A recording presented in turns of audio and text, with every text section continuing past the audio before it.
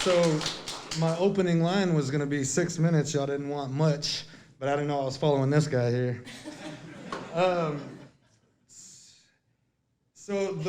What got me here is basically life. Life experiences, living and learning. Can I take this? I got to walk. Absolutely. Yeah, just living and learning and figuring things out. So, and my mentality, positive mentality.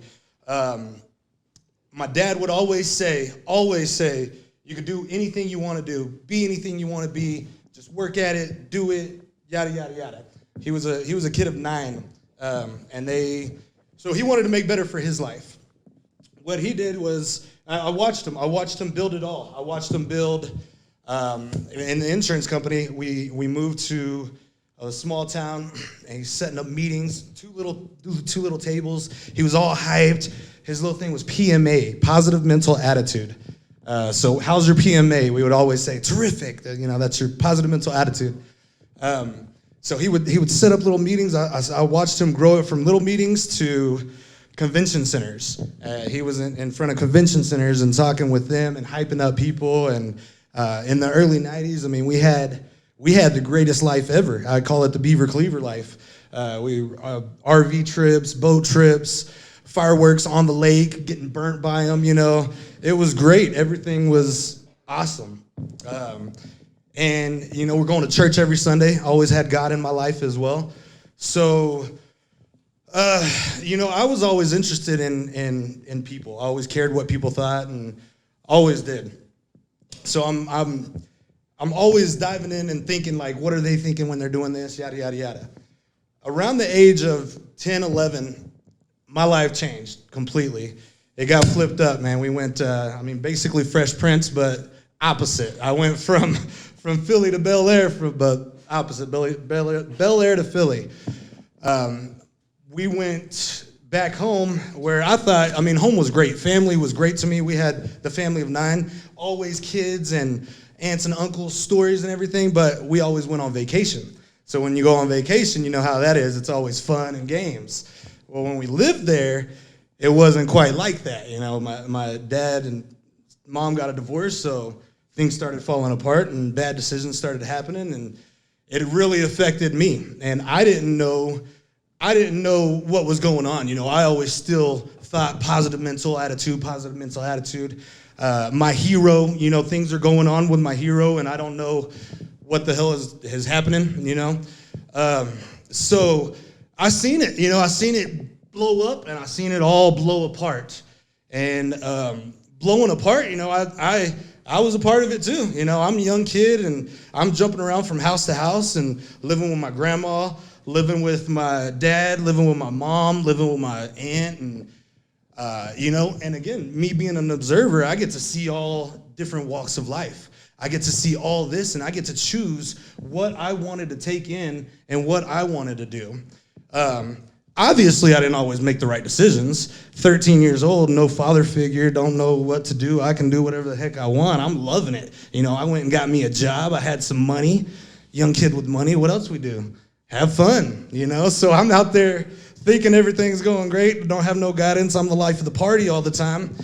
But on the inside, I was broken and beaten and hurt.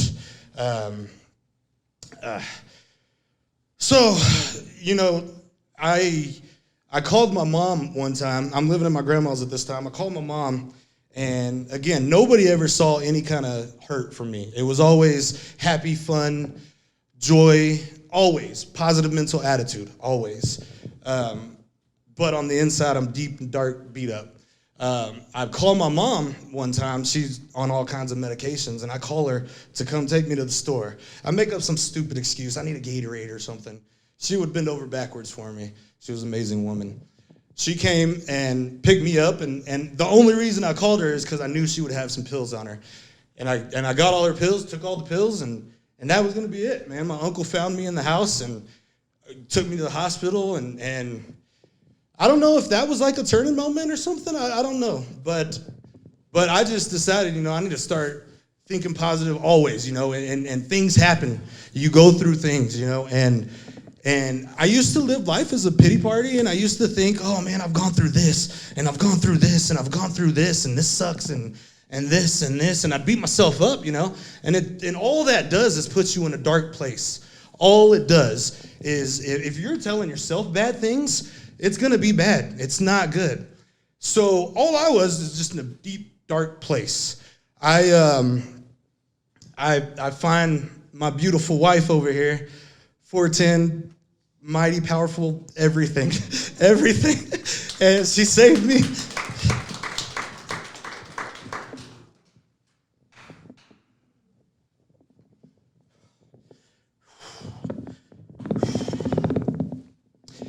I don't know how she put up with whatever the hell I put her through. We got all these life coaches. Is there a wife coach here? I didn't have nobody telling me how to treat a woman, none of that. So I had to, anyways, that's my story, guys. Was that the sign? I'm sorry, y'all didn't want enough. There's way more to it, guys.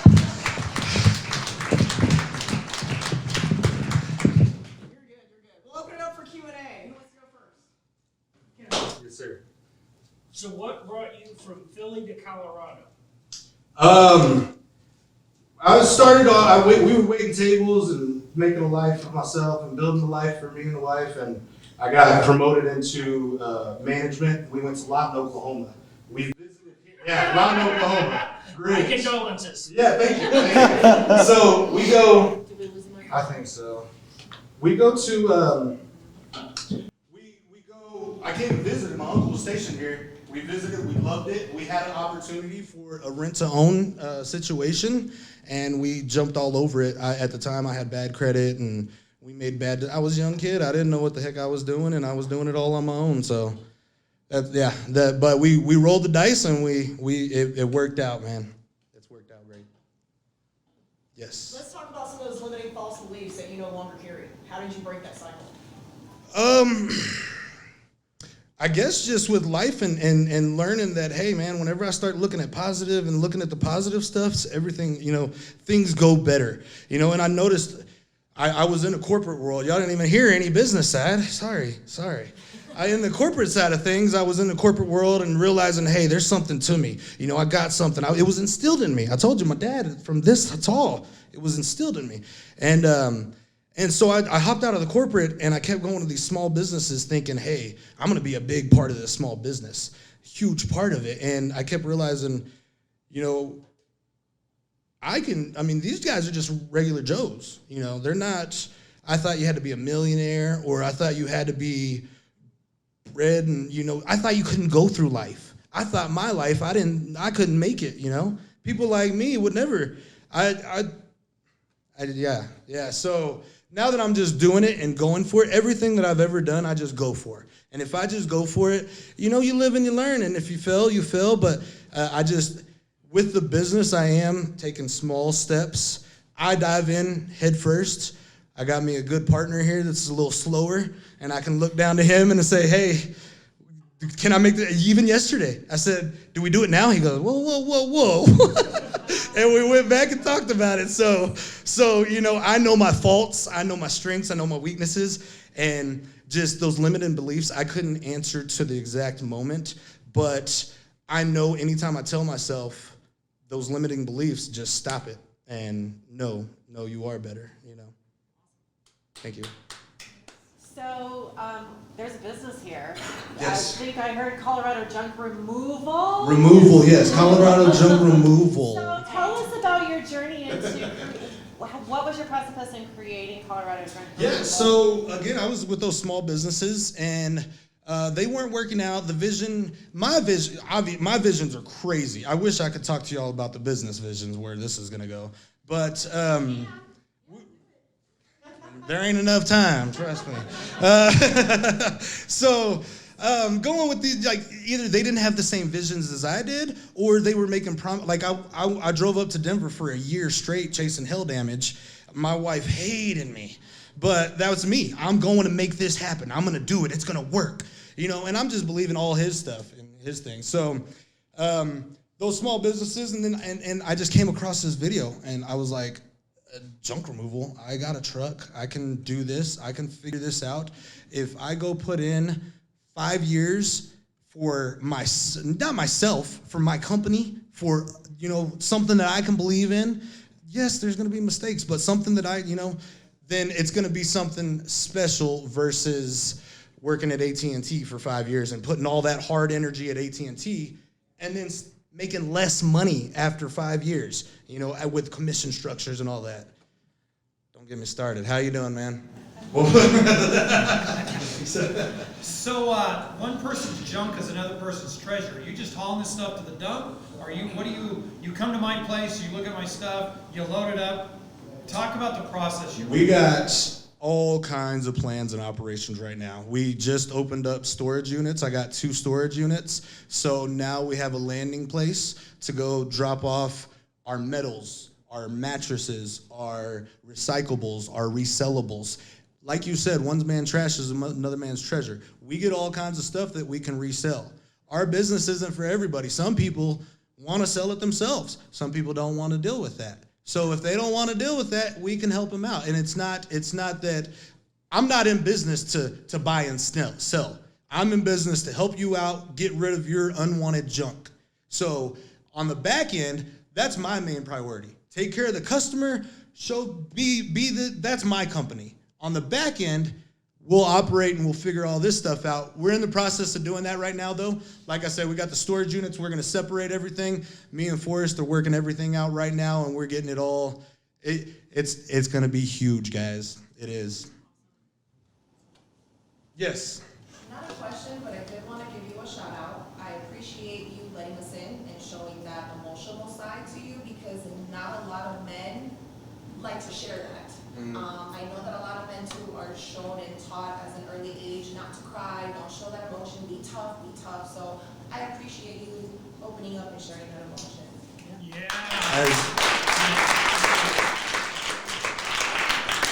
So my father's Mexican, and as a Mexican, we raised in a family of 9.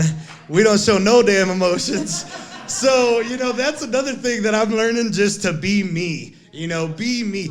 As a kid, I would always just be me. People are always, you're never gonna make it being you, Matt. Like, why not?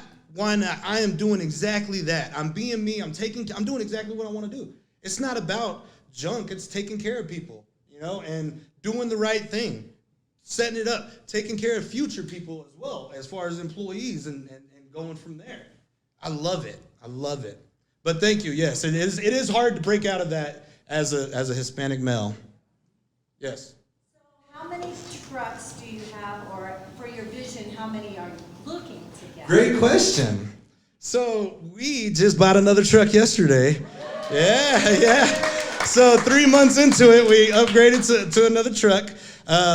Once we have a little more capital, I'm going to buy another trailer.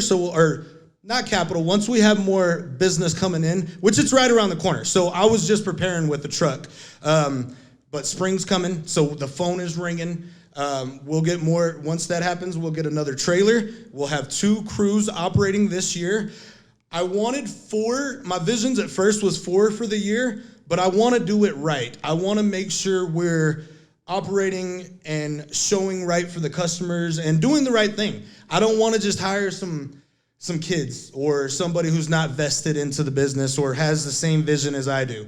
This first 2 years, this is just the beginning. With this, we're going to take over Colorado. We're not Colorado Springs local. We're going to be Colorado, and we might keep the name to go nationwide as well. I mean, I think it'll pop. Like, what the heck is Colorado junk removal doing in Texas? You saw it, right? You remembered it. So, there's no telling.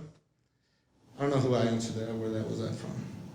Yes. Yeah, so you had mentioned that you wanted to pay attention to the people that you're hiring, so that those people are invested in your company. So what's the process? What are you looking for when you're looking at someone that would be invested and do a good job in your company? So with my past, I give everybody opportunity. It's like, I see great. I just see goodness in everybody, right? And I do tend to pull the trigger a little quick, and yeah, I'm all in. You're the right one. But just getting to know somebody, trusting my gut, knowing if I rolled with them a few days and and it's not the right fit, then it's not the right fit. You know, it's not a personal thing. It's not a personal thing at all. This is all for business. It's all for business. I got my personal thing going on. I got my beautiful wife and my 3 amazing kids. That's all I need. This is all for business. So yes, to keep them vested though, is people that have that same energy and want it. If I notice within 3-4 days that it's not what we're wanting, then hey, here's some cash for the help, and it's not the right fit for this company. I'm sure you'll be great somewhere, but really just trusting my gut and going with it for now. And I mean the vetting process, and we're gonna have to come up with a really good interview process and all that good stuff. But I really think I got a good one by my side right now with Forrest. I really do. But that could change too. You never know. Life is life, right? Don't get too big-headed, Forrest. Yes. You guys are totally new, so talk about some of the obstacles you've had to overcome so far, because I know you've had guys not show up. And things like that. Yeah, Forrest is actually one of those guys. Forrest, go ahead, wave around. Yeah. That was one of the biggest obstacles. It's been fairly easy, and I don't want to sound cocky or anything. It really has. The way I've been, the minute I got in, I've been in the business world before. This isn't my first trip, you know? So it's just never been for my business. So coming into this, it is, I got off track, I'm sorry. Yeah, coming into this, I had a real good plan, and I've been able to do things and execute and get out. My main goal for the first 2-3 months was just to be known. Like, it wasn't even to really get a lot of jobs. I wasn't thinking I was going to get jobs on the weekly or on the daily. I really didn't. I just wanted to get known. So we started picking up a little bit of jobs here and there, and then just rolling. It's gone a lot further. But the obstacle,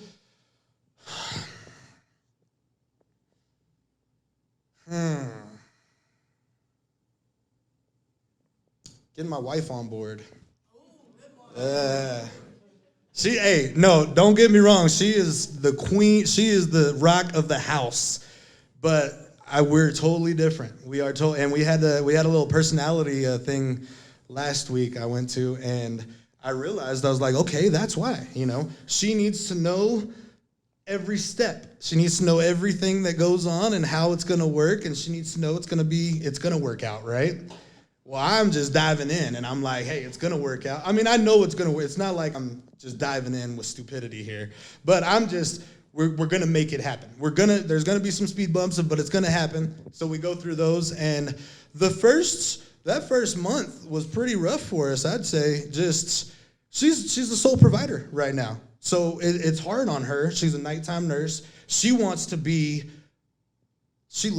care of the house. She loves being the rock of the house. So her being the rock of the house and the provider of the house was just putting a toll, you know.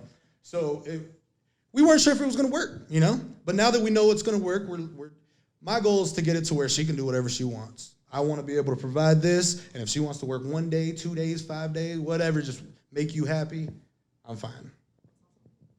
That's probably the biggest obstacle. Thank you. Sorry. Yes, sir. You mentioned that when you collect the different trash and there's a part for resale, can you say more about how you guys do that? Sure. As of now, we've just posted it on Craigslist, or not Craigslist, on Marketplace and OfferUp. So we actually had my second job I ever had. Excuse me. We picked up a treadmill, a snowboard, and a mountain bike. We actually made more money off of selling the items than we did off of picking up the items. Yeah. So like I said, whatever you consider junk is junk to us. If you just want us, so I'm trying to provide that reputable business for that. But yeah, so we just posted on that for now. I had a meeting with this guy here the other day, and he said, put some lighting, put some good pictures, all that good. Not you? Oh, sorry. Adam Oliver. Yeah. Yeah, I had a meeting, and he said, so we're going to create lighting in the storages, and we're going to make better pictures of the quality of the items we pick up in order to sell it for more. And honestly, the reselling is just a plus. I'm actually happy that we can donate and give out things that we ain't able to resell, things that you just want to throw away. I mean, we can Literally, we can provide Toys for Tots next year. We really can. People just give us so much stuff. It's crazy. So I'm glad we're in that position, but it is nice to make a little bit of extra too, definitely. We're wanting to open up into thrift stores and stuff, and the visions are there. It'll happen, yes. So with junk removal, so I clean out my house rather than taking 42 loads to Goodwill. I can call you, and you come and just grab it all out of wherever. Yep. Do you do like construction site cleanup and stuff like that as well, or kind of what's your niche? I guess that's what I'm getting at. As of now, it's 3 months in. Our niche has been residential houses. That's what we've gotten. We've gotten 1 million couches, but no, we'll take anything and everything. Yeah, we have a rock job on next Monday, so we'll take debris, rock. We've done tree branches, anything and everything. Now it will be adjusted. If you have everything gathered up, if you want to gather everything and put it in the garage for us, then the price will be adjusted. If we have to go to your basement and pull it out. Some of these couches, man, me and Forrest almost died yesterday with a couch. These just for real, these things are heavy. So the price will be adjusted. It's totally up to you. You know, if y'all want, we will bend over backwards. Whatever you want us to do, we will do. I'm gonna get her because you asked the question, right? Yes, ma'am. So I gotta ask the question, do you have a plan if you haven't already dealt with hoarders and their families? Have you ever had the family call and be like, get rid of this hoarder stuff? I have not gotten that yet. I'm imagining with these networking groups, it's gonna happen. So, Forrest, write that down. Mark to plan. We don't have a plan in place on that one yet, but we will. We will have a plan. Thank you. Good question. Yeah, so just a thought along those lines. I work in the construction field, so there's a lot of construction sites that will cut off a little bit and then throw away a big piece of OSB. And with the cost of materials right now, that might be a really good idea, is to resell some materials if job sites want to get rid of a ton of stuff. That's what the storage units are for. So we only got 2 for now, but it's gonna get to a point. The lady was awesome there. Can I plug? Claremont Storage, she was amazing. She really was. She booked us 2, and then she saved a few of them around for that reason. So right now we got couches in there. We got a couple little metal pieces. That's what we're gonna do. We're gonna go and sort. It's gonna save us all kinds of money too, because we'll be able to dump right there in front of the thing. We can sort our donatables, sellables, trash, and then instead of going to the trash and throwing money away. Now we go to the trash once every 4 trips, you know. On top of that, we get to sell and recycle and donate and be good for the community. Like I'm gonna go ahead and I'm gonna bring the trailer for the day. Yeah, the cleanup. We'll bring the trailer there, so y'all come out and see us. Yeah. All right, we've got time for our special question. Who wants to ask? All right. Yes, sir. What can we as the Colorado Springs business community do to help you? As a business community, what you guys can do for me is just know that Colorado Junk Removal is here for you. So just know about us is enough. We want you to have a company that you can rely on, you to have a company that you know if you have an appointment, it's gonna show up and we'll be there on time, and you know it's gonna be a fair price. Thank you.